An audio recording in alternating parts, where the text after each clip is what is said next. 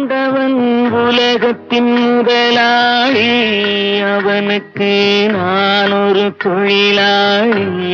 அன்னை உலகின் மடியின் மேலே அனைவரும் எனது கூட்டாளி.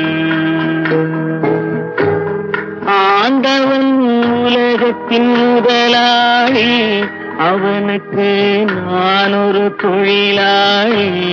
அன்னை உலகின் மடியின் மேலே அனைவரும் எனது கூட்டாளி.